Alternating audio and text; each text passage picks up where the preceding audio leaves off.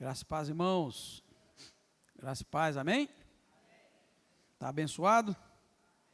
Dia abençoado? Louvado seja Deus, né, irmãos? Que maravilha. Estamos caminhando, irmãos, para concluir o estudo de Ezequiel. Depois vem um livro muito bacana. Qual livro que vem depois? Danielzão. Na verdade é um livro menor, mas é de tremenda, né, profundidade o livro de Daniel. Muito simbolismo, né?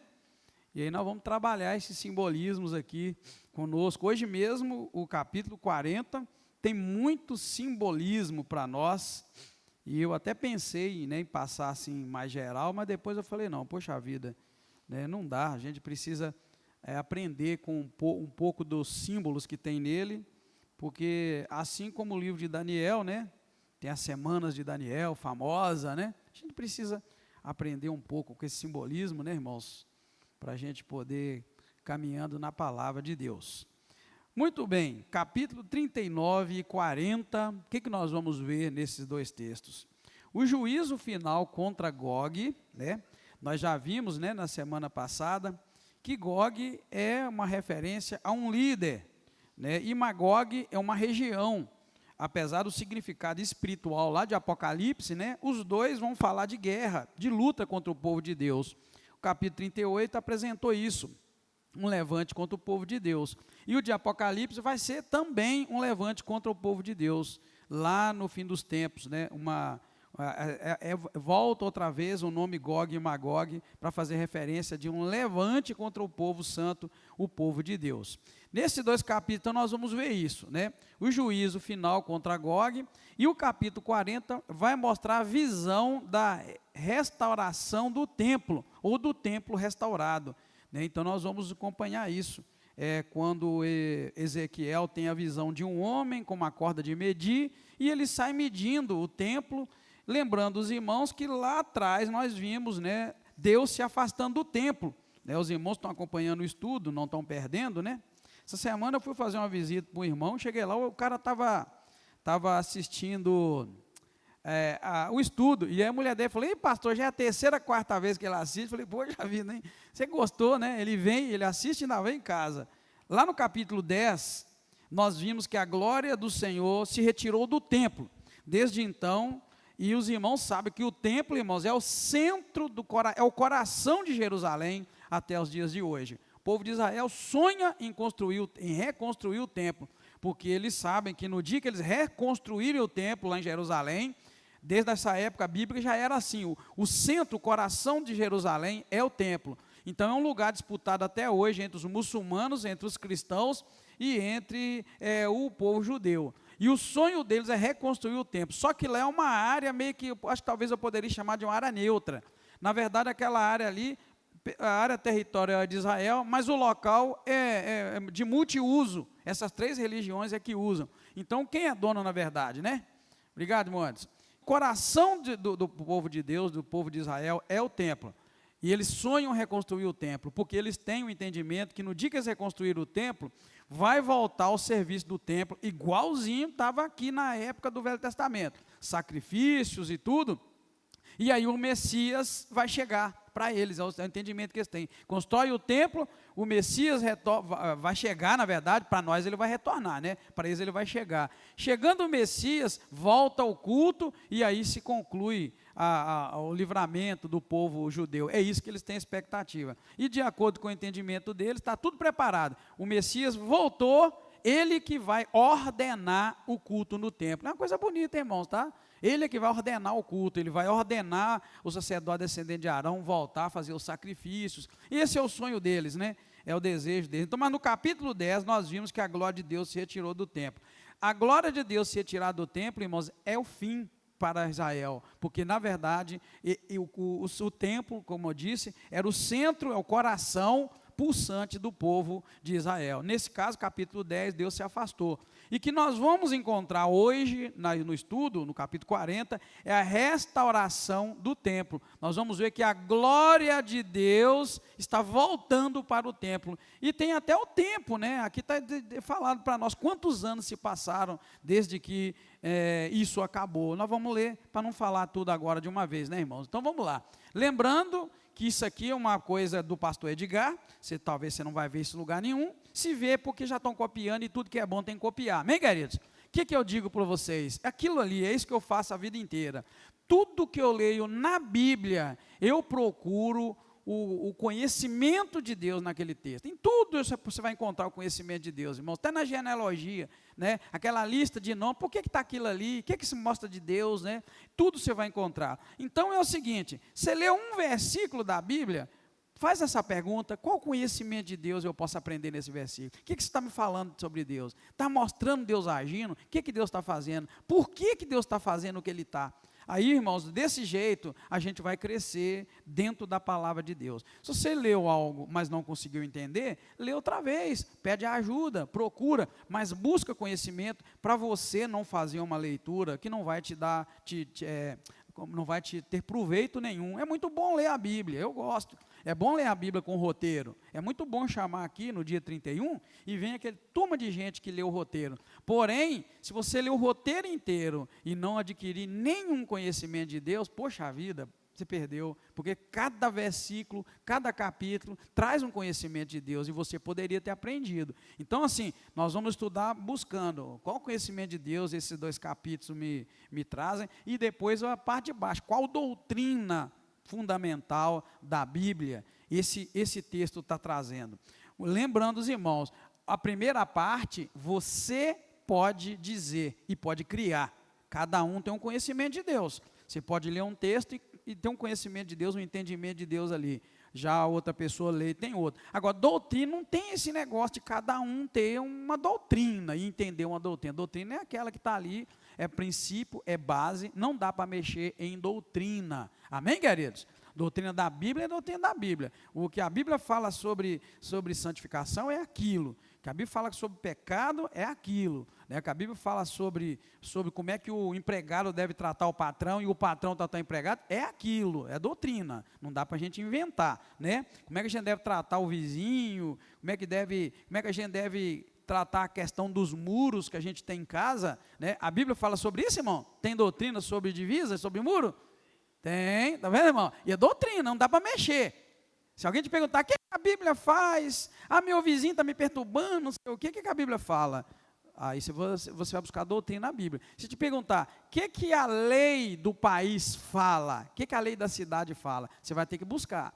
A lei de Ipatinga, sobre construção em divisa, é uma, a do Paraíso é outra. Doutrina fundamental da Bíblia, a gente não pode inventar, é o que a Bíblia diz. O que a Bíblia diz sobre divórcio? O que a Bíblia diz sobre casar de novo? O que a Bíblia diz sobre comida? A Bíblia fala sobre comida. O que ela diz? Né? O Velho Testamento fala algumas coisas, o Novo vai dar uma implementada e vai dizer, mas você saberia dizer qual a doutrina do Novo Testamento sobre comida, por exemplo?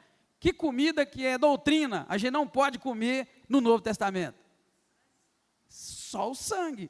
Porco já pode comer, o judeu não vai comer, porque está agarrado na lei. Então, assim, qual a doutrina do Velho Testamento sobre comida? Você vai ter que ir lá na lei e vai ver que um punhado de coisa não podia comer. Não podia comer camarão, lagosta, rã, um punhado de coisa lá. Aí depois, cá no Novo Testamento, o Senhor começa a falar, né, sobre essas coisas que o mal não é o que entra pela boca, é o que sai. Depois Pedro tem aquela visão bonita de um lençol com todo tipo de comida. E aí a interpretação do Novo Testamento é que tudo passou a ser permitido, menos o sangue, porque eles fizeram um concílio em Atos e decidiram, olha gente, não vamos pôr peso nas pessoas não, mas vamos continuar não comendo sangue, né, se livrando da prostituição, do adultério, pronto, da coisa consagrada ao ídolo, para não pesar muito. Então a doutrina sobre comida, a doutrina bíblica, tem duas, do Velho e do Novo Testamento. É muito bom para você, saber. Então a doutrina não pode mexer, mas o conhecimento ele é particular, ele é seu. Né? Você vai aprender e aí você vai adquirir. Porém, o que importa é você ler a Bíblia, buscando o conhecimento de Deus. Por que que Deus fez o que Ele fez? E um detalhe, e buscar a resposta na própria Bíblia.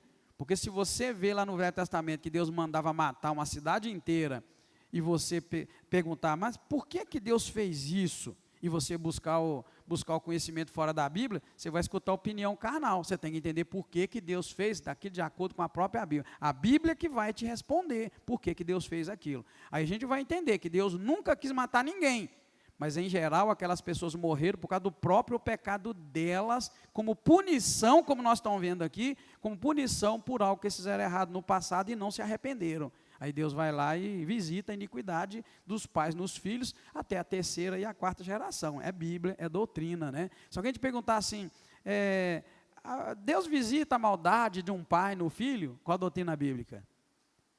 Até a terceira e quarta geração, né? Tá bem, se alguém te perguntar assim, mas e se o filho converter? Deus ainda vai visitar? Ezequiel 18, tá vendo, irmão? Aí você vai saber, assim a gente vai aprendendo e vai crescendo tanto, aí você vai aprender que Ezequiel 18, Deus fala claro, se o filho se converter, não vai levar a maldade do pai, porém, se aquele filho desviar, ele vai pagar pelos seus pecados, né? Assim como o pai for bom e o filho nascer ruim, a bondade do pai não vai para o filho, nada disso, amém, queridos? É só uma luz para os irmãos entenderem por que dessas duas questões iniciais aqui, que para mim é muito importante e eu quero, né, passar para os irmãos a mesma coisa. Capítulo 39, depois nós vamos ler, logo depois que eu ler essa parte aqui para os irmãos, nós vamos encontrar a derrota e a captura de Gog. Deus anuncia a derrota completa de Gog e o seu exército. A palavra vai dizer que eles serão derrotados nos montes de Israel, que muitos vão morrer, e que as armas e os carros deles seriam queimados como oferta de fogo. O Senhor ia usar aquilo para queimar. Lembra que no Velho Testamento, Deus a recebia e se alegrava com a oferta queimada, né? A oferta era queimada, Deus sentia aquela fumaça e ele recebia como oferta. E agora, nós vamos encontrando na palavra de Deus, que nessa profecia contra Gog, Deus fala isso, né, que os carros e as armas deles iam ser queimados, e aquilo tudo ia ser oferecido a Deus como oferta. Seguindo, irmãos, então, nós vamos fazer a leitura de 1 a 8, para nós aprendermos isso. Aí você já pode ficar mais atento e falar assim, poxa vida, o que eu aprendo de Deus aqui, né? Veio a minha palavra do Senhor, filho do homem, volta o teu rosto contra Gog, aliás, desculpa, estou lendo 38, tá? Li errado, é porque eu mencionei o 38 e li o 38 com vocês. Ao 39, de 1 a 8. E tu, pois, ó filho do homem, profetiza contra Gog. Diz assim, assim diz o Senhor Deus, eu sou contra ti, Gog, príncipe-chefe de Meseque e de Tubal. Eu te farei retornar e te porei 6 anzóis. Te farei subir do extremo norte e te trarei aos montes de Israel. Tirarei o teu arco da tua mão esquerda e farei cair as tuas flechas da tua mão direita. Nos montes de Israel cairás. Está vendo? Nos montes de Israel cairás. Tu e todas as tuas tropas e os povos que estão contigo. As aves de rapina e as aves de toda a espécie e os animais do campo te darei por pasto. Ele está dizendo aqui que eles iam morrer, né, no deserto, no pasto, no campo, e as aves e os animais iam comê-los, né, te dar por pasto. Em campo aberto cairás, pois eu falei, diz o Senhor Deus. Enviarei um fogo sobre Magog e sobre os que habitam seguros nas ilhas, e saberão que eu sou o Senhor. Farei conhecido o meu santo nome no meio do meu povo Israel. Nunca mais deixarei profanar o meu santo nome, e as nações saberão que eu sou o Senhor, o Santo de Israel. Eis que vem, e se cumprirá, diz o Senhor Deus. Este é o dia de que tenho falado. Está vendo, irmãos? Então aqui Deus está declarando o julgamento final sobre Gog e sobre Magog, que é a região. Está claro para nós. Então a mensagem do versículo de 1 a 8 que a gente tira é, o juízo de Deus ele é decisivo e final sobre os inimigos de Deus. Deus sempre vai triunfar sobre os inimigos, ainda que ele espere alguns anos ou séculos, não importa, né, irmãos? É o que Apocalipse mostra para nós, irmãos. Apocalipse mostra a vitória final de Deus sobre o mal, sobre o inimigo das nossas almas, né, irmão? Sobre aquele que veio para roubar, para matar e para destruir. É isso que a Bíblia mostra para nós. A gente encontra ao longo da Bíblia um Deus poderoso e vitorioso, que vence seus inimigos. Aquele que se levanta e blasfema contra Deus, mais cedo ou mais tarde, ele vai receber a sua recompensa de Deus. As pessoas recebem, né, irmãos? Nós recebemos quando nós nos levantamos e blasfemamos de Deus, falamos contra Deus. Eu vi uma cena hoje, a gente não sabe mais, né, irmãos, aquilo que é verdade, aquilo que é mentira, não sabe por que as pessoas fizeram aquilo, se fizeram só para aparecer, mas não importa, importa que é algo chocante. Um vídeo de um cara pregando numa igreja, e pequenininha, e ele depois aparece dizendo que ele abriu a igreja há um mês atrás, mas aí ele resolveu fechar a igreja, porque ele pode fazer o que ele quiser, ele consegue o que ele quiser, e não precisa dar satisfação para ninguém. Só que esse cara estava fumando e bebendo, sentado numa mesa, e ele diz que é pastor. Aí, eu vou nos comentários, eu gosto de escutar aquilo, porque o que mais pesa, na verdade, é o quanto as pessoas estão brincando com aquilo que é sagrado, aquilo que é de Deus. Você entendeu, irmãos? Eu estou trazendo só para vocês verem, é algo recente. E aí, é sobre isso que nós estamos lendo. Deus traz o julgamento sobre os inimigos de Deus, sobre aqueles que levantam para blasfemar do nome de Deus. A gente tem visto grandes aí, grandes entre aspas, né, irmão? Porque não tem ninguém grande diante de Deus, amém, irmãos? Amém? Todo mundo é farinha do mesmo saco. Porém, uns caras que cresceram na internet, cresceram na televisão, o quanto eles têm blasfemado e envergonhado o nome de Deus. É sobre isso que nós estamos lendo. O juiz de Deus chega, e ele chega com força. Tá, irmãos? O juiz de Deus não é brando. Deus não é mole no juízo, ele é muito severo. Por isso que a Bíblia fala, dura a coisa é cair na mão do Deus vivo. Por quê? Porque Deus não brinca na hora do julgamento. Parece que Deus é muito tranquilo, tudo bem, faz o que quiser, que Ele te ama, Ele te perdoa. Mas na hora do juízo, Deus é imparcial, Ele é rígido, Ele é rigoroso. Deus não vai tremer na hora de fazer juízo, Ele vai fazer juízo contra mim, contra você, numa severidade tremenda. Então essa é a lição do 1 a 8. Juízo de Deus é decisivo e final sobre os seus inimigos. É por isso que o versículo 8 fala assim, eis que venho e se cumprirá, diz o Senhor Deus, este é o dia de que tenho falado. Está vendo? Esse é o dia que eu tenho falado. Ó, eu tenho para vocês que eu vou fazer isso, tá? Está aí o microfone cortando o som outra vez, vocês viram? Né? É isso que a Bíblia está dizendo, e a gente precisa o tempo todo orar e vigiar. Versículo 9 ao 16, a terra será purificada. Aqui Deus está falando em uma purificação. O povo de Israel limpará o campo dos cadáveres por 7 meses, mostrando o impacto da batalha, né, e a purificação necessária após a guerra. É isso que nós estamos encontrando aqui, essa purificação, esse trabalho todo que será feito, na verdade, de limpeza, né, do 9 ao 16. Diz assim, então os habitantes da cidade de Israel sairão totalmente queimarão as armas, os escudos, os pequenos e grandes, os arcos, as flechas, os bastões de mão e as lanças, farão fogo com tudo por 7 anos, né? Não trarão lenha do campo, nem a cortarão dos bosques, mas com as armas acenderão fogo, e roubarão aos que os roubaram, e despojarão aos que despojaram, diz o Senhor Deus. Naquele dia, darei a Gog um lugar de sepultura em Israel, o vale dos que passam ao oriente, na direção do mar, o qual fará parar os que por ele passarem, porque Gog e toda a sua multidão serão enterrados ali, e lhe chamarão o vale de Amon-Gog. A nação de Israel os enterrará por 7 meses, para purificar a terra. Está vendo, irmãos? Uma purificação da terra. Sim, todo o povo da terra os enterrará, e será para eles memorável o dia em que eu for glorificado, diz o Senhor Deus. Serão separados homens que incessantemente passarão pela terra para sepultar os que tiverem ficado nela, para a purificar. Durará 7 meses este trabalho. Ao percorrerem a terra, vendo alguém um osso de homem, levantará um sinal próximo dele, até que os enterradores o enterrem no vale do Amon-Gog. Também o nome da cidade será Amona, assim purificarão a terra. Está vendo, irmãos? Depois de Deus falar lá atrás que eles morreriam, seriam queimados suas armas, seus carros. Agora o Senhor está dizendo que a terra vai ficar tão cheia de mortos que o povo vai fazer uma limpeza e vai usar aqueles carros, aquelas flechas, para acender fogo, e durante muitos anos. E haveria um lugar que só seria enterrado o povo de Magog. De tamanho era a destruição que Deus estava dizendo que seria feita, e agora, do 9 ao 16, a terra precisava ser limpa, né? Deus me livre, irmãos, em tanto cadáver num lugar só. Que cheiro, hein?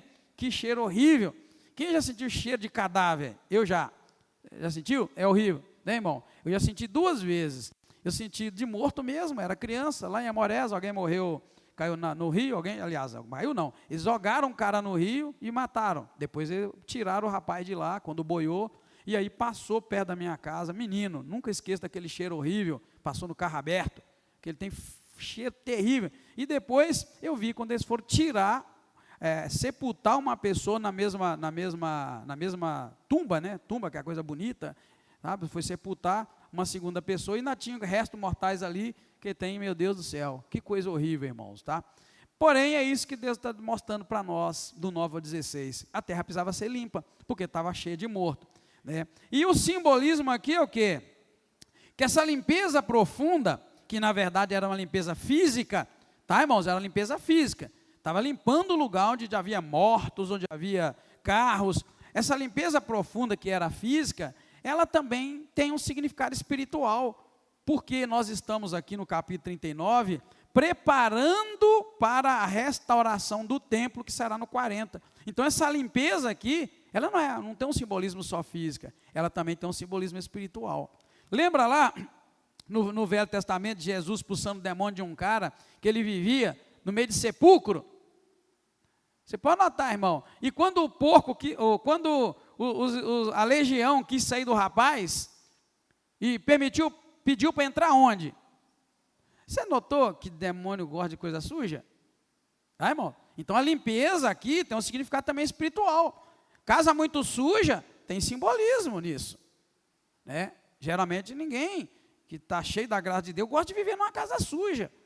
Você sabe disso. Isso é espiritual. Então isso aqui tem um simbolismo, que a limpeza profunda aqui também tem um valor espiritual. Deus está tirando os mortos, mandando tirar os mortos, limpando a terra, porque mais no 40 nós vamos ver que a adoração a Deus será restaurada, não é qualquer coisa. Também nós vamos ver no capítulo 40, sobre a restauração do templo, nós vamos ver que tinha átrios no templo. As pessoas que podiam entrar lá no Santo dos Santos, não eram as mesmas que podiam entrar cá na ponta. Tinha gente que podia ficar lá na ponta, na verdade lá qualquer um podia ficar, mas à medida que ia caminhando para dentro do templo, ia afinando, cá fora todo mundo, mas na hora que ia chegando para frente, ia afinando ao ponto de chegar, só um poderia chegar, né? Todo mundo podia entrar lá, mas no Santo Santo só um que podia entrar. Quem podia entrar no Santo Santo? Nós vimos domingo, só o sumo sacerdote, e uma vez por ano. Lá não, lá todo dia, durante todos os dias de existência do templo, lá fora podia entrar todo mundo, qualquer um podia chegar, né, irmãos? O leproso podia. O leproso chegava, se apresentava para o sacerdote avaliava, né, e dava para ele o laudo, se era lepra, se não era e tal, dava o tratamento. Então lá até o leproso podia chegar, mas cá no Santo dos Santos era só um. Eu costumo dizer que esse templo, que nós vamos ver a restauração dele aqui, bem definida e bem detalhada, diz respeito exatamente à vida eterna. A vida eterna é assim, igualzinho no templo, irmãos. Lá fora todo mundo pode entrar, mas cá dentro, na presença de Deus, no fim dos tempos, quando a gente morrer, não é todo mundo não. É privilégio de poucos. De uma nação inteira, só o sumo sacerdote podia entrar. Esse texto, esse estudo, essa pregação de domingo e da célula essa semana, abre o nosso coração e abre os nossos olhos para essa verdade. A gente precisa ficar muito atento a isso. Vida com Deus é isso, irmãos. Hoje as pessoas mentem, enganam, roubam, enganam mesmo para valer. Está todo mundo falando que é crente. Eu costumo dizer que isso aqui, ó, é igual aquela parte do templo lá onde todo mundo podia entrar. Aqui pode entrar o leproso, o mentiroso, o ladrão, o bandido, o que odeia. Está todo mundo junto. Mas a coisa vai afinando. Vai afinando. E nos fins dos tempos serão poucos. Por isso que a Bíblia vai falar, muitos são chamados e poucos É isso, é o funil. Eu costumo dizer que esse é o funil de Deus. Então, a visão do templo lá no passado é exatamente o que Deus está fazendo ao longo dos séculos. Ele está selecionando os poucos que vão entrar lá, na presença dele, que hoje, né, está lá na sua glória. Então, esse simbolismo guarda, do 9 ao 16, a limpeza da terra, a purificação da terra, é uma limpeza profunda, física, mas também tem um valor muito grande espiritual, que é para preparar o povo para a restauração do templo, do capítulo 40, e é exatamente uma visão muito bonita da vida eterna, né? É por isso que a Bíblia, né, nos manda buscar sempre ser fiel ao Senhor, nos arrepender dos nossos pecados, buscar a Deus, por essa razão, né, irmãos? A pessoa que não entende isso, ela vive a vida dela desordenada aqui na terra, porque ela pensa que a gente é aparência. A gente não é aparência, a gente é de fato aquilo que Deus está vendo em nós, que é lá no íntimo do nosso coração. Do 17 ao 29, e aí encerra o capítulo 39, irmãos, nós vamos aqui encontrar Deus fazendo um convite às aves para uma ceia, né, uma grande ceia que ele ia fazer. Ele convida aí as aves, né, e faz esse convite, e depois nós vamos encontrar dentro disso também uma promessa de reconciliação. Deus convida as aves e as feras para a grande ceia dos mortos de Gog. Tipo assim, agora vamos comer a carne, né, daquele povo que morreu. Mas isso tudo é simbolismo, né, irmãos? A gente sabe. Após isso, Deus então vai reafirmar a aliança com Israel, prometendo que jamais ele ia desamparar o seu povo e que o seu nome será santificado entre as nações. Do 17 para baixo, então, nós vamos ler. Filho do homem, assim diz o Senhor Deus, dize às aves de toda espécie e a todos os animais do campo, ajuntai-vos e vinde de toda parte para o meu sacrifício, que eu sacrificarei por vós, sacrifício grande nos montes de Israel, e comei a carne e bebei sangue. Comereis a carne dos poderosos, e bebereis o sangue dos príncipes da terra, dos carneiros, dos cordeiros, dos bodes, dos bezerros, todos engordados em Bazã. Comereis a gordura até vos fartardes, e bebereis o sangue até vos embebedardes, a gordura e o sangue do meu sacrifício, que sacrifiquei por vós. Eu vos fartarei a minha mesa de cavalos, de cavaleiros, está vendo, irmãos? De valentes e de todos os homens de guerra, diz o Senhor. Porei a minha glória entre as nações, e todas as nações verão meu juízo, que eu tiver executado, e a minha mão, que sobre elas tiver descarregado. Daquele dia em diante saberão os da nação de Israel que eu sou o Senhor Deus. E as nações saberão que os da nação de Israel, por causa da sua iniquidade, foram levados para o exílio, porque se rebelaram contra mim. Eu escondi deles a minha face e os entreguei nas mãos de seus adversários, e todos caíram à espada. Conforme a sua imundície e as suas transgressões, agi com eles e escondi deles a minha face. Portanto, assim diz o Senhor Deus, agora tornarei a trazer os cativos de Jacó, e terei compaixão de toda a nação de Israel, e terei zelo pelo meu santo nome. Levarão sobre si a sua vergonha e toda a sua rebeldia com que se rebelaram contra mim, quando habitavam seguros na sua terra, sem haver quem os espantasse. Quando eu os tornar a trazer de entre os povos e os ajuntar das terras de seus inimigos, eu me santificarei neles aos olhos de muitas nações. Então saberão que eu sou o Senhor Deus, vendo que eu os fiz ir para o exílio entre as nações, e os tornarei a juntar, a fim de voltarem à sua terra, e nenhum deles deixarei para trás. Já não esconderei deles a minha face, pois eu derramarei o meu espírito sobre a nação de Israel, diz o Senhor Deus. Vendo que lindo, irmãos? Então aqui a gente vê esse convite para a ceia, né, da matança, que ele diz aqui que cavalos, cavaleiros, homens de guerra, que ele ia servir, na verdade isso é simbólico, para que o povo de Israel se embebedasse com aquilo tudo, né? E depois ele promete restaurar o povo e nunca mais tirar a face dele de diante do povo. O que a gente aprende do 17 ao 29? Que o juízo vem, mas também vem a restauração, né? Você vê que Deus faz uma lembrança, que ele fez tudo aquilo, levou eles para o exílio, porque eles fugiram dele. Olha o 23. E as nações saberão que os da nação de Israel, por causa da sua iniquidade, foram levados para o exílio. Está vendo? Deus está aqui trazendo a memória deles, olha, eu fiz um juízo tremendo contra vocês, porque vocês se tornaram meus inimigos, mas agora eu restauro vocês, trago de volta, e nunca mais vou tirar de vocês a minha face. Então o juízo de Deus vem, mas também vem a restauração, e a restauração, ela é permanente, amém, queridos?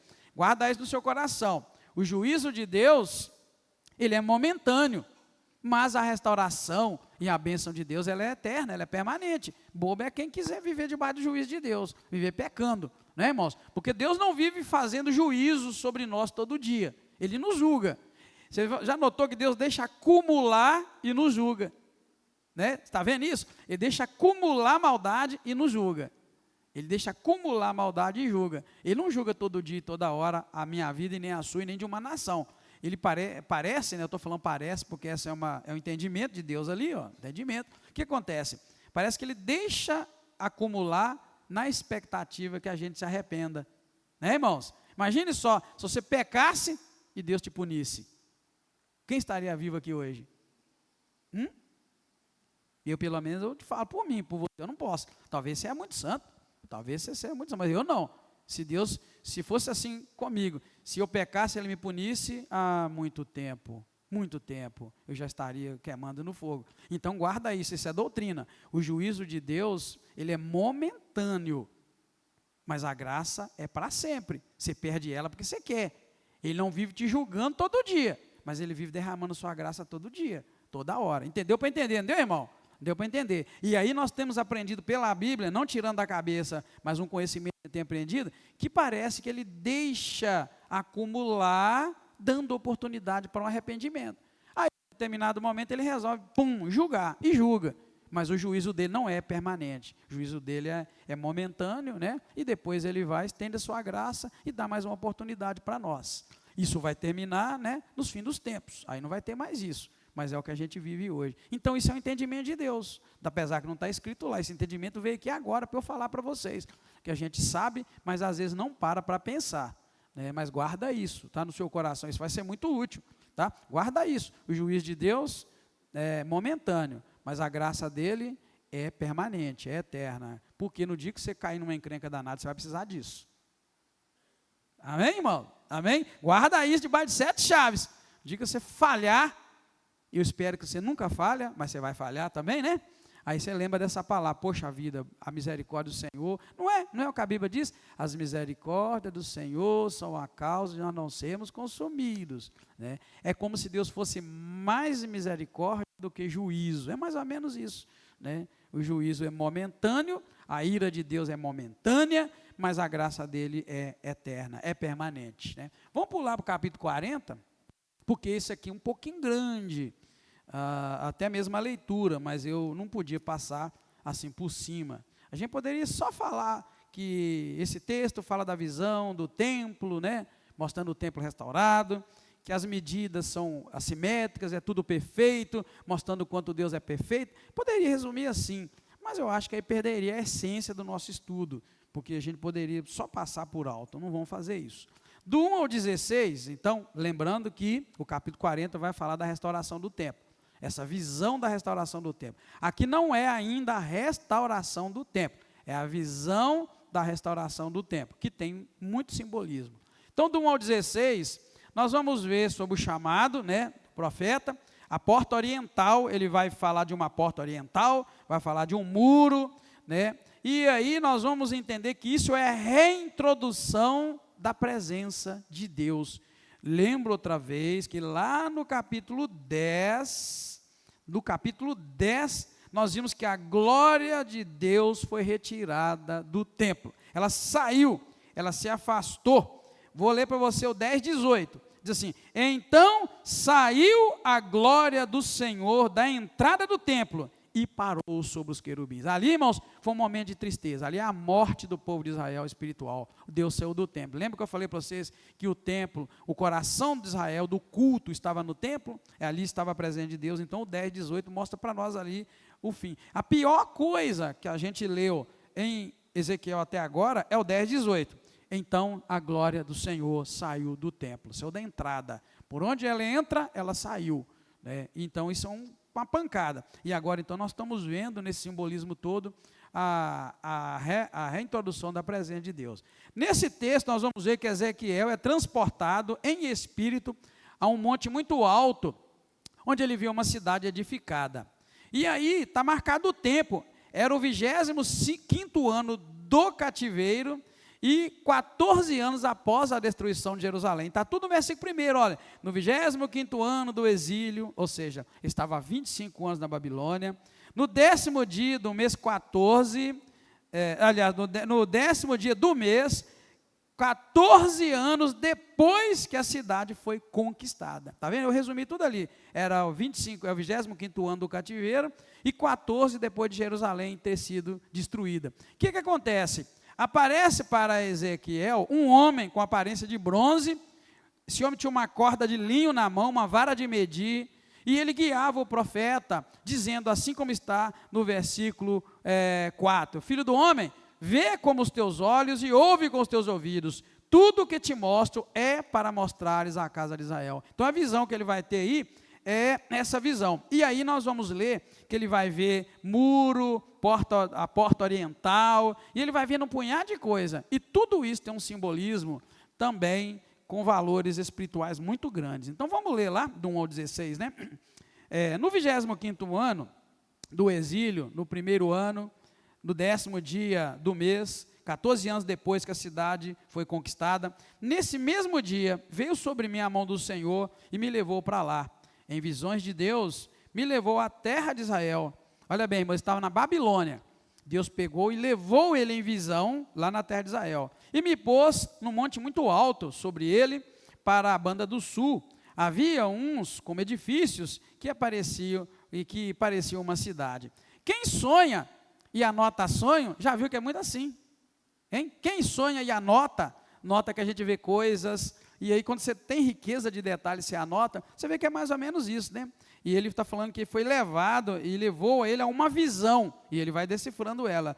Depois o 3, ele me levou para lá, e vi que um homem, cuja aparência era como de bronze, estava em pé, na porta, tendo na mão uma corda de linho e uma vara de medir. E disse-me o homem, filho do homem, vê com os teus olhos e ouve com os teus ouvidos, e põe no teu coração tudo o que eu te fizer ver, pois para isso foste trazido aqui, anuncia à nação de Israel tudo o que vires. Aí ele começa a falar, anunciar o que viu, irmãos. Olha, havia um muro fora da vara em redor, e na mão do homem uma vara de medir, de 6 côvados, cada côvado com um palmo a mais. Ele mediu a largura do edifício, uma vara, e a altura, uma vara, está vendo? Uma vara a altura, e a largura, uma vara. Era quadrado, nesse caso. Então veio a porta que estava no oriente, está vendo? Subiu pelos degraus e mediu o limiar da porta. Uma vara de largura e outro umbral, uma vara de largo. Está vendo? Quadrado, uma vara e uma vara. Cada sala tinha uma vara de comprimento e uma vara de largura. Quadradinho, né, irmãos? Está vendo? Mesma medida de largura era o comprimento. Entre as salas havia 5 côvados e o umbral da porta, ao pé do vestíbulo da porta, tinha uma vara por dentro. Também mediu o vestíbulo da porta por dentro, está vendo? Uma vara, tudo uma vara. Então mediu o outro alpendre da porta, que tinha 8 côvados e os seus umbrais, 2 côvados e o vestíbulo da porta por dentro. As salas da porta para o outro lado do oriente eram 3 deste lado e 3 do outro, está vendo? 3 e 3. Uma mesma medida era das 3. Está vendo como a gente falou que tudo era muito assimétrico, tudo muito certinho, tá? É igual lá quando você trabalha lá com medida exata, né, irmão? Era tudo exatinho, largura, comprimento, tudo igualzinho. Se fosse círculo, era círculo perfeito, nada oval. Então isso é importante a gente notar no simbolismo, Então lá, 10, as salas da porta para o lado do oriente eram 3 deste lado e 3 do outro, uma mesma medida, era das 3. Também os umbrais deste lado e do outro tinham a mesma medida, está vendo, irmão? Tudo mesmo, tudo igualzinho. Mediu mais a largura da entrada da porta, que era de 10 côvados, o comprimento da porta, 13 côvados. O espaço em frente das salas era de 1 côvado, e de um côvado o espaço do outro lado. Cada sala tinha 6 côvados de um lado e 6 do outro. Olha para você ver a sala, quadradinha, Então mediu a porta desde o telhado de uma sala até o telhado da outra, 25 côvados de largura, porta contra a porta, ou seja, a porta de frente para a porta, né?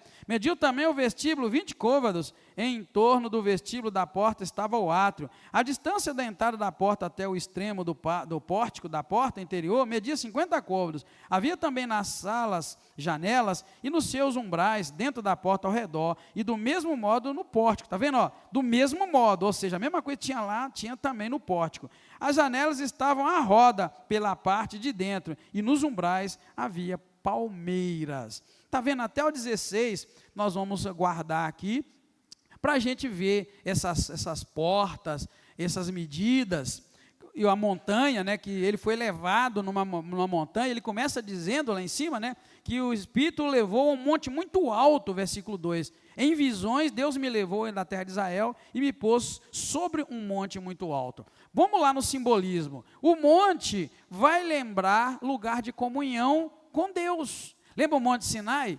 Né, o Monte Sinai e todo monte na Bíblia vai nos trazer referência a encontro com Deus, a experiência com Deus. Então já tem um simbolismo muito grande o monte.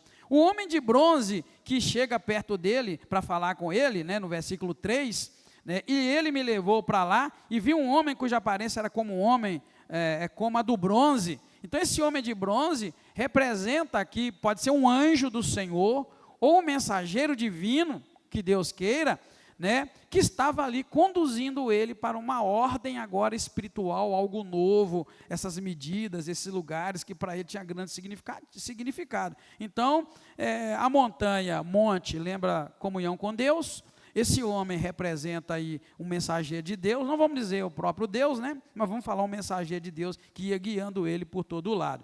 Depois a gente vê que Ezequiel, no versículo 5 até o 16, vai falar deste muro e do templo oriental, né, da porta oriental, desculpa. Esse muro e esse templo, muita coisa quer dizer para nós, né? A porta é detalhada, a medida, né, e tudo isso revela, como eu falei para vocês, perfeição. Era muito, muito assimétrico, quadrado, as mesmas medidas, largura, comprimento, e uma porta aqui, outra porta em frente, o que tinha num lugar, tinha no outro. Então é muita perfeição, é muita simetria, né, ordem, indicando que Deus não age no meio do caos, no meio da loucura, né.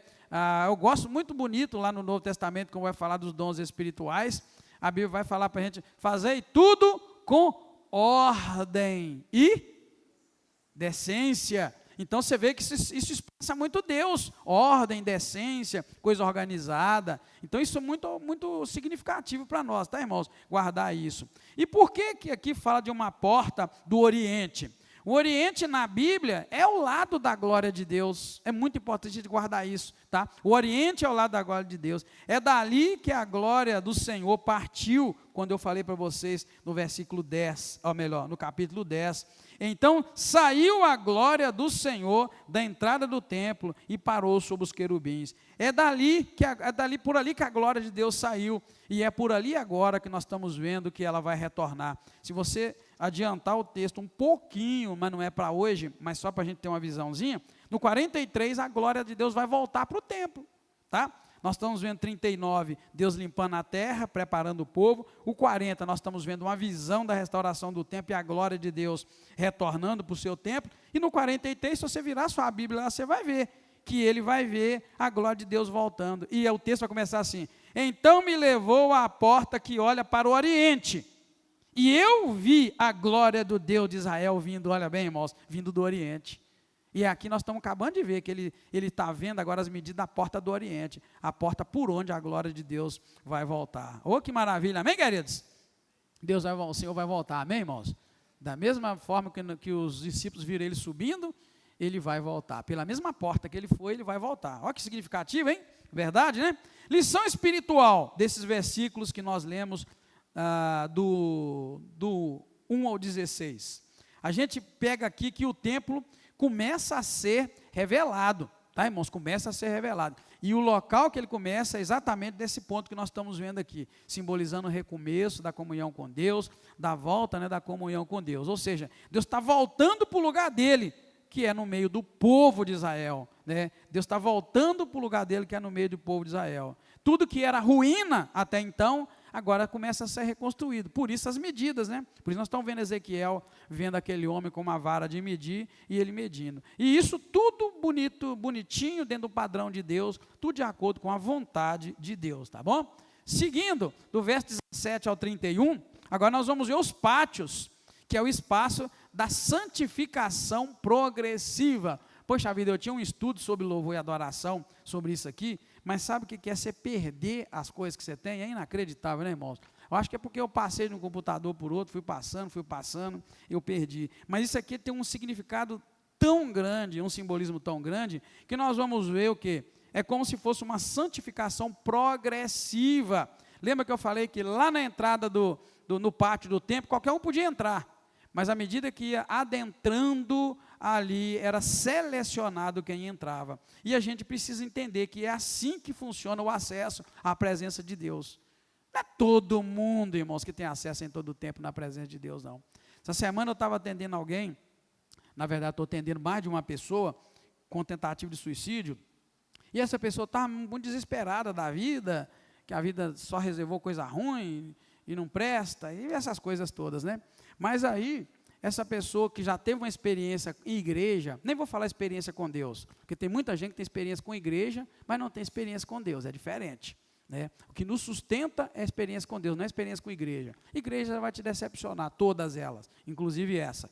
Então, se você tá buscando experiência com a igreja, você não vai ter das melhores, não. Agora, se você tiver experiência com Deus, vai te firmar, vai te abençoar e vai te ajudar. Então, essa pessoa começou a dizer que perdeu a esperança, que já não busca mais a Deus, né? Parou de buscar a Deus, porque Deus não ouve, porque ela está com a vida toda torta e toda bagunçada.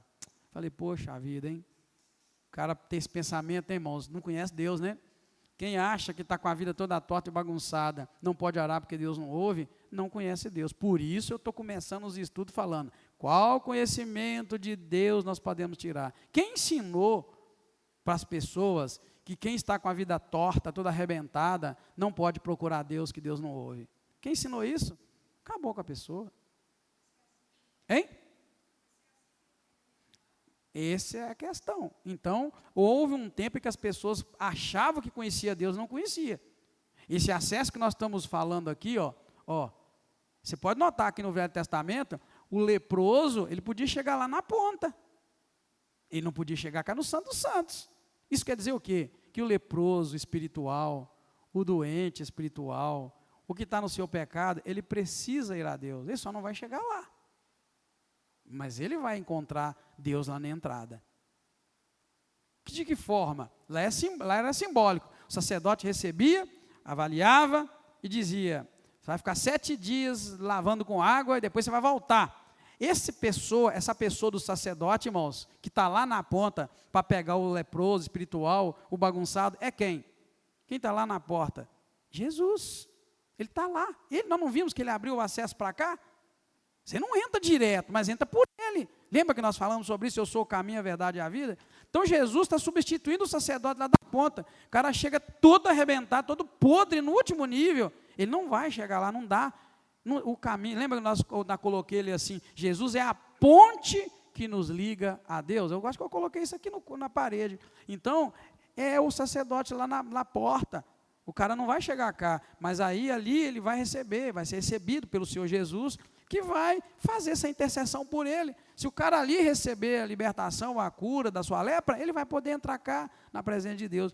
Porém, irmãos, é essa luta que a gente tem, de tirar os erros de ensinamento para as pessoas entenderem. Quando você estiver no seu dia pior, eu quero que você entenda, você não vai ter livre acesso lá, mas por Jesus, ele te justificando ali na entrada, você vai ter acesso outra vez cá dentro. É isso que Jesus está fazendo. Tão simples assim.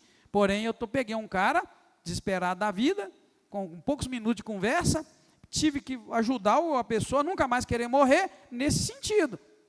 E aí eu falei para ele, rapaz, mas olha, eu te dizer uma coisa, existe uma situação que você tem acesso a Deus. Aí eu fui falando, aqui agora mesmo você pode ter, o cara mudou o semblante dele, chorou, e agradeceu, nosso Deus, eu tirei um peso das minhas costas, olha para você ver, um peso das minhas costas, o cara tentou morrer. Então, quantos pastores, talvez, irmãos, não foram responsáveis pelo suicídio de pessoas, porque colocaram para ela que em mundo sujo você não pode chegar a Deus. Poxa vida, irmãos, talvez não pode ter cargo na igreja, imundo e sujo, amém? Glória a Deus por isso, amém, queridos? Né? Não pode servir na igreja, porque está imundo e sujo. Mas o acesso a Deus, irmãos, poxa vida, você cortar o acesso a Deus das pessoas, você mandou elas para o inferno, e talvez você também vai, né? Talvez eu também vou. Então é o que Jesus falou para os fariseus, poxa vida, rapaz, vocês não entram no reino de Deus, nem impede os outros de entrar, por causa daquela dificuldade que eles tinham. Então, amém, irmãos? Nesse sentido, a gente tem que agora entender que os pátios, vai mostrar para nós esse espaço de santificação progressiva.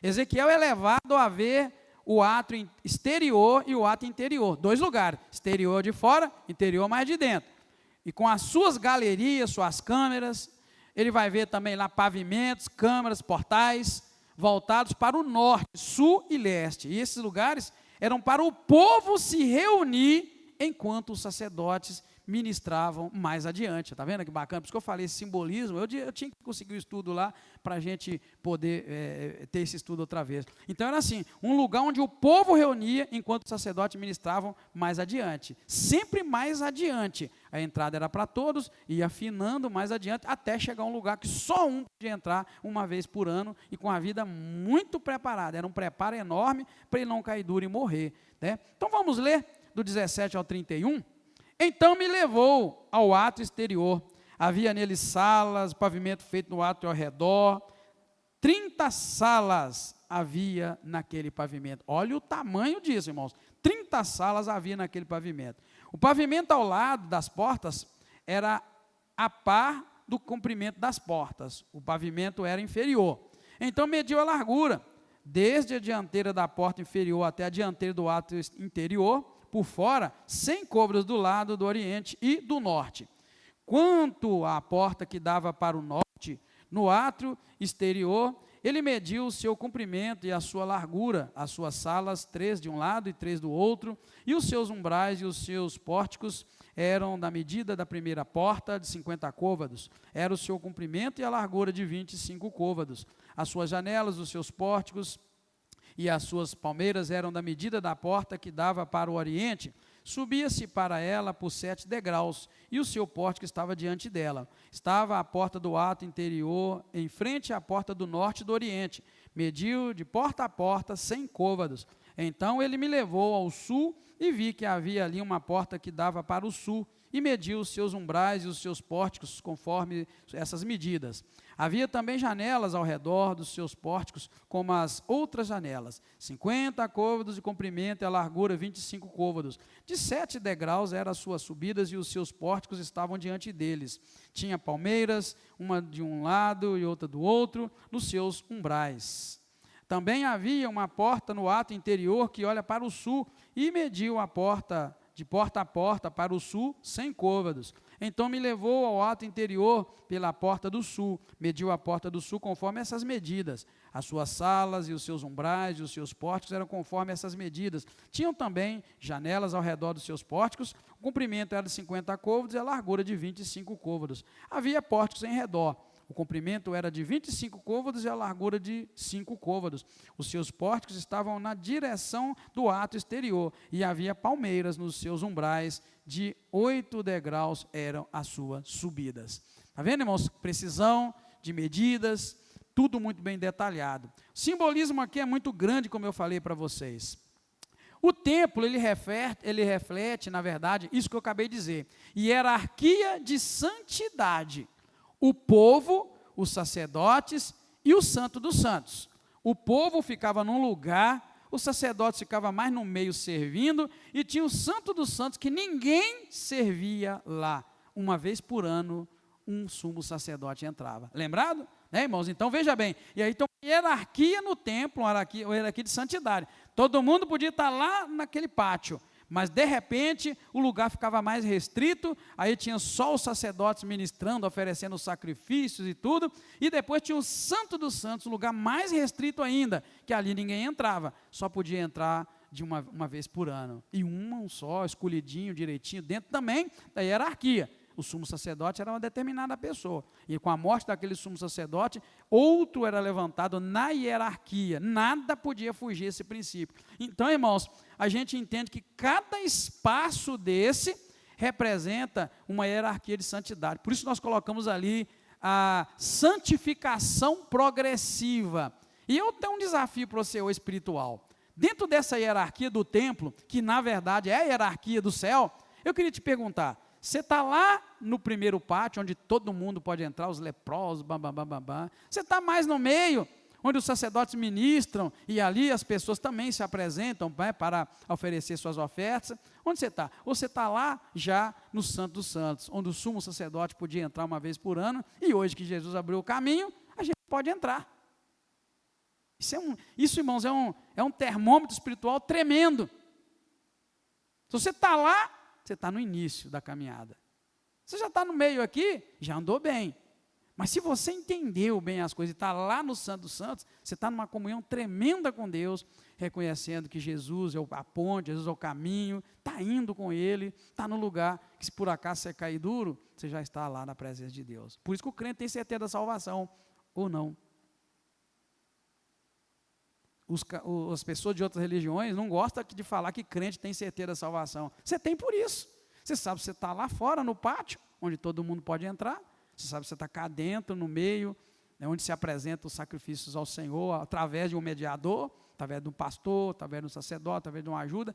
Ou se você está diante do Senhor, você já entendeu o processo, está dentro dos caminhos da Bíblia, e aí você sabe. Eu penso que quem morrer nesse local aqui, onde se oferece sacrifício, e morrer lá na entrada lá, corre o risco de não ir para o céu. Porque pode ser que o seu sacrifício não seja aceito. Você está perto do trono, perto do Santo dos Santos, mas não está nele. Você está num lugar onde as pessoas oferecem sacrifício pelo pecado, pela iniquidade. Então, assim, é tremendo o simbolismo desse capítulo, irmãos, para a gente guardar para a vida espiritual. Onde é que você acha que Deus quer que a gente esteja o tempo todo? Lá no Santo dos Santos. É lá o lugar que, se você cair duro, você já está lá, em espírito, pela graça, pela misericórdia de Deus. Nós sabemos como chega lá. A lição está falando, nós pregamos domingo. A ponte é Jesus. Ele falou, eu sou o caminho, a verdade e a vida. Ninguém entra no Santo dos Santos, ninguém vem ao Pai, senão por mim. Mas aí você sabe melhor do que ninguém. Se você está lá, se você está nesse momento de luta, não sei o que mais, o sacerdote está ajudando, ou se você está lá diante do Senhor por Cristo, você está lá. Guarda isso, tá? Então, cada espaço que ele percorre é um passo mais profundo e um passo mais próximo da presença de Deus. A medida exata de cada detalhe, como nós vimos, né? Cúbito, degrau, porta, revela que Deus estabelece limites santos para ter acesso à presença dele. A chave aqui é, Deus estabelece limites santos para a presença dele. Não é qualquer um que vai chegar lá, né? Hebreus vai dizer para nós, pelo sangue entremos com ousadia diante do trono da graça, pelo sangue do Cordeiro. É o caminho, né, irmãos? Está muito claro para nós, né? Mas aí, essa entrada ali no átrio, pela porta do sul, a gente vê que as medidas são muito idênticas, né? As medidas são simétricas, como eu falei. E tudo isso mostra o quanto Deus é ordenado, quanto Deus trabalha com perfeição, né? E nos mínimos detalhes, né? A lição espiritual é essa, que eu falei, a santificação progressiva. Ninguém chega ao lugar da presença de Deus de forma desordenada, de forma apressada, corrida, bagunçada, de qualquer jeito. Cada medida, cada degrau representa o que? A formação de um caráter santo, na verdade. Você viu que tinha degraus, tinha espaços. Isso aí está falando de caráter santo, irmãos. De formação de caráter santo em nós. Não um caráter que o mundo ensina, mas de caráter santo. Cada degrau de aproximação. Eu cheguei até a usar domingo o exemplo de o que acontece se a gente pegar uma barra de gelo desse tamanho, colocar aqui, e pegar uma barra de ferro do mesmo tamanho, até vermelha, de tão quente, colocar. O que vai acontecer? Todo mundo concordou que um vai interferir no estado do outro. E então eu coloquei para os irmãos, quanto mais perto de Deus nós estivermos, mais parecidos com Deus nós vamos ser. Vai derreter o Edgar e Deus vai consumir o Edgar. O que é mais forte ali, gelo ou fogo, um vai consumir o outro. E eu tenho certeza absoluta que você sabe, entre uma barra de ferro e uma pedra de gelo, é a barra de ferro que a temperatura dela vai consumir o gelo. Assim é se você também ir caminhando para a presença de Deus. Quanto mais perto, mais você vai sendo consumido pelo caráter de Deus, até chegar à estatura de um varão perfeito, até o caráter de Deus na hora dos negócios, de falar, de tratar as pessoas, de andar pela rua. Tudo em você vai sendo consumido e você vai pegando a forma de Deus. Por isso que segundo Coríntios 5,17 vai falar isso para nós. Se alguém está em Cristo Jesus, é nova criatura. Por isso que o Romanos vai falar para nós, não vos conformeis com este mundo, ou seja, não tome a forma do mundo, tome a forma de Deus. Se você vive muito no mundo, você vai tomando a forma do mundo. Você vai se aproximando de Deus, você vai tomar a forma de Deus. Então, a melhor pessoa para dizer o seu nível espiritual é você. Como é que você está com Deus? Você sabe. Ninguém pode te julgar. Né? Você pode encontrar uma pessoa que você olha por fora e fala, poxa, talvez essa pessoa é mundana, mas talvez essa pessoa está bem perto de Deus. É que não deu ainda para mudar, consumiu ainda algumas coisas nela, mas ela está mais perto de Deus do que nós. Olha para você ver, a gente erra quando avalia, né, irmãos? Você olha assim e fala, poxa, que cara é mundano demais, talvez ele está mais perto de Deus do que nós. É que nele tinha muito mais coisas mundanas para morrer, está morrendo pouco a pouco. Que bacana, né, irmãos? Que simbolismo, lembra que eu falei para vocês? Né? E isso é muito simbólico e muito importante para nós. Vamos pular para o finalzinho, né? Pular para o finalzinho, que aí a gente encerra essa festa bonita. Aí nós vamos ver as câmeras sacerdotais, o átrio e o ato do altar. Essa vai ser as últimas visões. E nós vamos entender que está falando aqui para nós, simbolicamente, da centralização da adoração, né? Portas do norte e do oriente. Essas portas também são medidas, nós vamos encontrar, ele vai medir, reforçando a simetria, a ordem, e tudo convergindo, irmãos, para o centro do templo, lá dentro, tá? Tudo que nós estamos vendo está convergindo para o centro do templo, onde está o altar do sacrifício, né? Existem salas específicas para os sacerdotes, que guardam o serviço do altar, preparam o sacrifício, para cada um tem sala, e o ato interior é descrito como quadrado perfeito, um símbolo de, quando você ouvir falar de quadrado perfeito, pode guardar isso, é símbolo de equilíbrio e de plenitude divina, plenitude de Deus. Tudo que Deus faz é perfeito. Então essas medidas perfeitas estão falando para nós sobre equilíbrio e a plenitude de Deus. Amém, queridos? Deus não fez tudo perfeito? E Ele fez tudo muito abundante. Então isso é tudo relativo a Deus. E a gente precisa guardar isso no nosso coração. Vamos lá então, do 32 até o 49. Depois ele me levou ao ato interior para o oriente. A porta tinha a mesma medida que as anteriores. Está vendo, irmãos? Tudo igual às anteriores nós vimos. É claro que se você me perguntar uma medida de porta, eu não sei. Não é para guardar a medida, na verdade, tá, irmãos? Esse negócio de côvado, não importa, não esquenta a cabeça não. Tem gente que fica preocupada em calcular isso aqui. Poxa vida, era grande demais. Não estou nem aí. O tamanho aqui não importa. O que importa é que a medida era perfeita. O mais incrível aqui, quem sonha sabe. Irmão, a coisa mais difícil é você sonhar um sonho grande e lembrar detalhe. Você vê que ele guardou, ele anotou os detalhes da maneira como Deus mandou. A gente sempre perde num sonho. Quando a gente sonha um sonho muito cheio de detalhe, você vai perdendo. Então isso é importante, a perfeição. Então vamos lá, 33.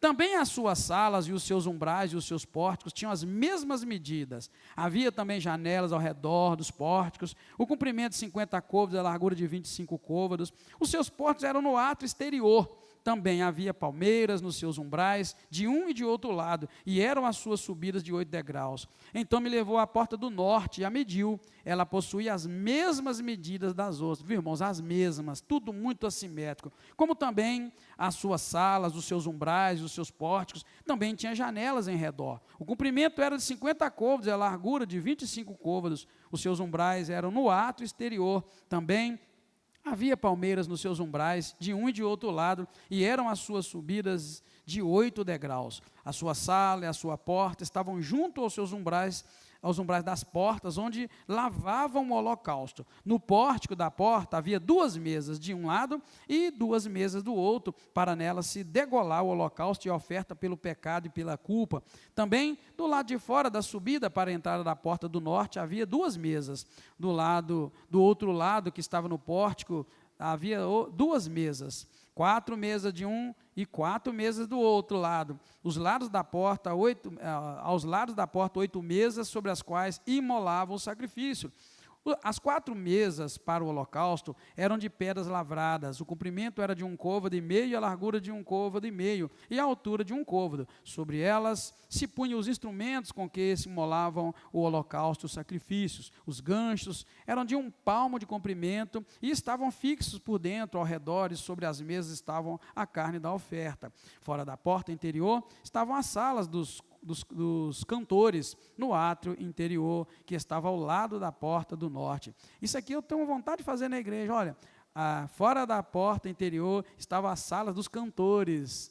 Eu quero um dia construir a sala dos meninos do louvor, para eles estarem lá, adorando a Deus, antes do culto, né? Em vez de ficar essa muvuca doida aqui, eles estarem ali aquecendo a voz e o coração para o louvor. Veja que tinha isso, né, irmãos? 45.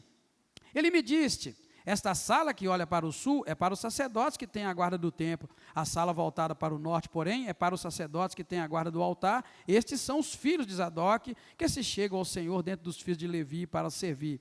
Então, ele mediu o átrio, comprimento de 100 côvados, 1 quadrado, e o altar estava diante do templo. Então me levou ao pórtico do templo e mediu cada pilar do pórtico, 5 côvados de um lado e 5 côvados do outro. A largura da porta, 3 côvados de um lado e 3 côvados do outro. O comprimento do pórtico era de 20 côvados e a largura de 11 côvados, e era por degraus que se subia. Havia colunas junto aos umbrais, uma de um lado e uma e outra do outro. Está vendo, irmãos? Então aqui a gente encontra todos esses detalhes, né, as portas, as medidas, e tudo isso convergindo para o centro do templo, mostrando para nós os lugares onde os sacerdotes trabalhavam, até onde colocavam as ferramentas, o lugar de degolar o sacrifício, de queimar, tudo muito bem detalhado, mostrando que com Deus não existe esse negócio de improviso e nem de desordem. Deus ama a organização. Amém?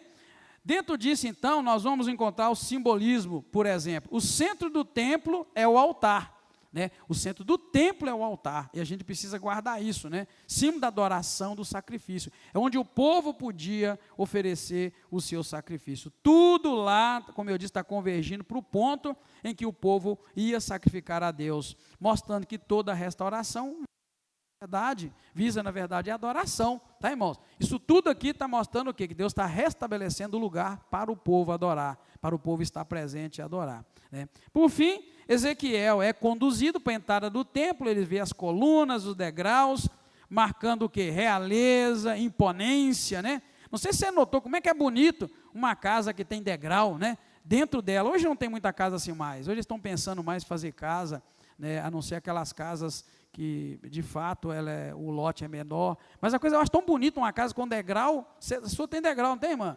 Tem degrau, acho tão bonito. Você vê que dá uma imponência na casa. As casas antigamente, década de 70, 80, a gente via casa com vários níveis. Poxa vida, para velho é uma dificuldade. Você lembra aquela casa que a cozinha era mais baixa? Acho que era mais baixa, era mais elevada, não sei. Você lembra disso, irmão?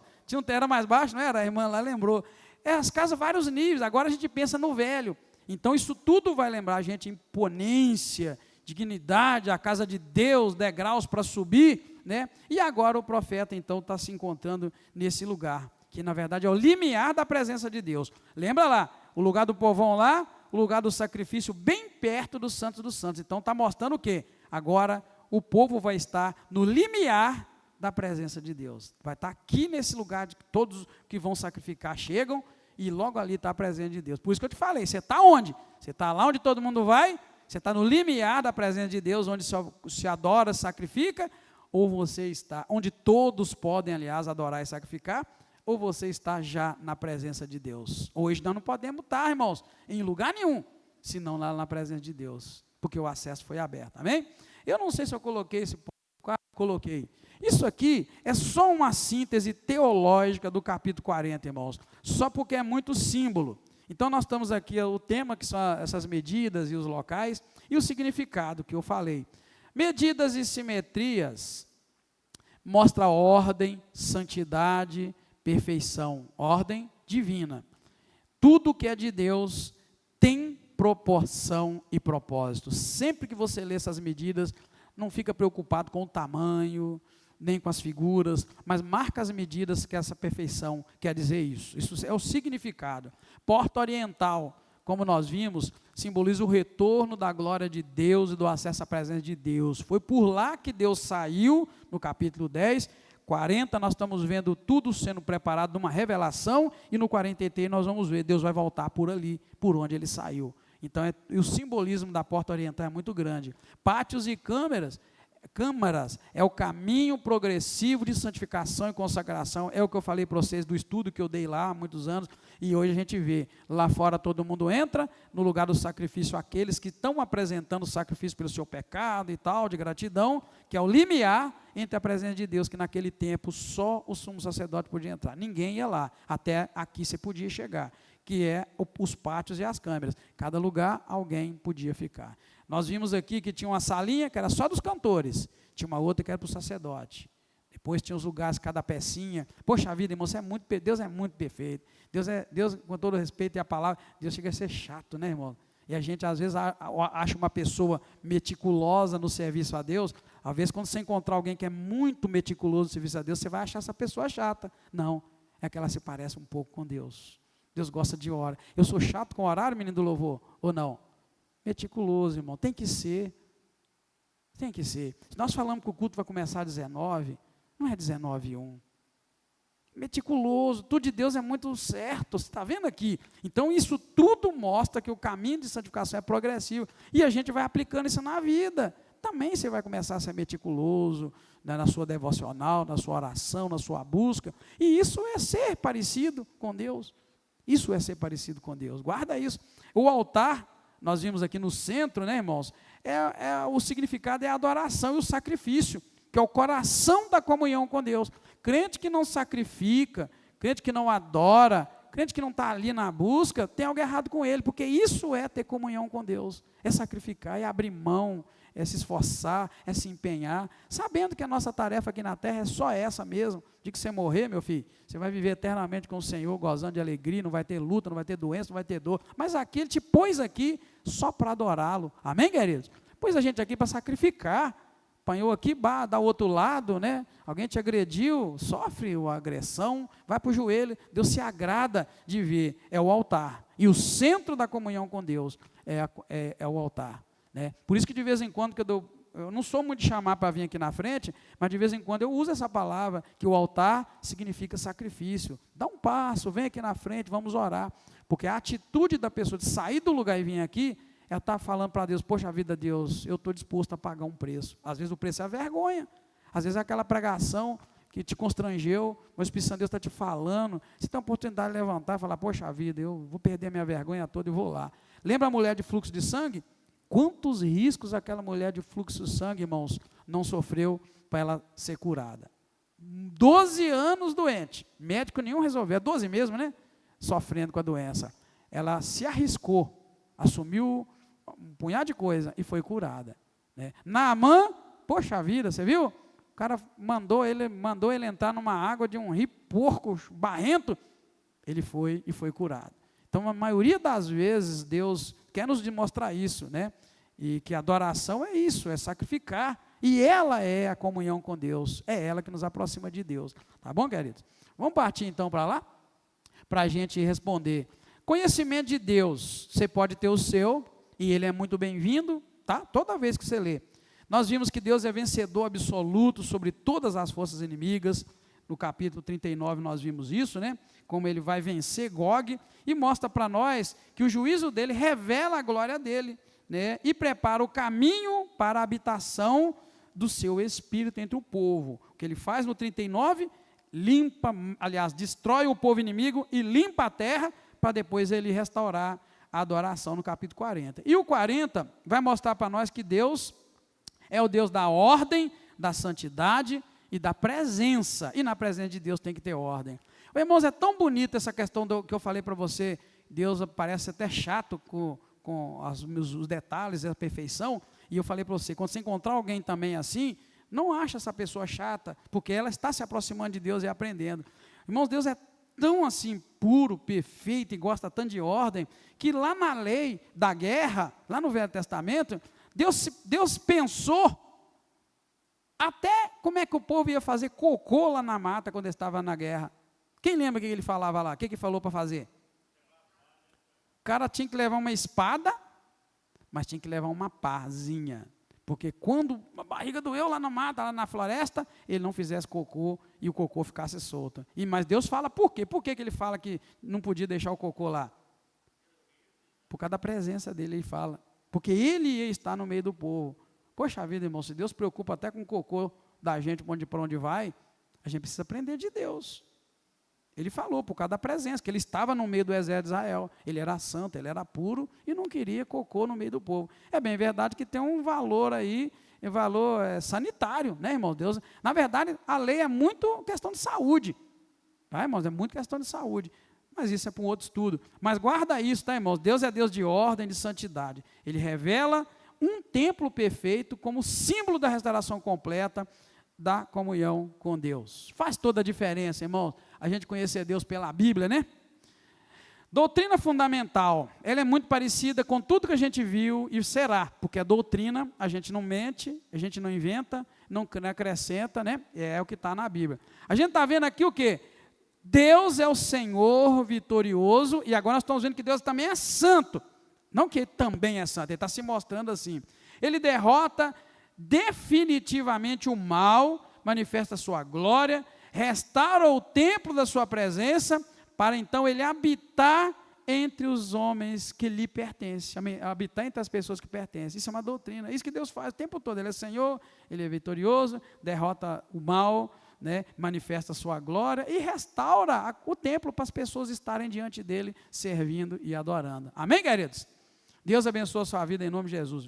Muito obrigado, Senhor, nós agradecemos mais uma vez pela misericórdia do Senhor sobre nós, que abre o nosso entendimento para ler a Tua palavra e tirar dela proveito para nós.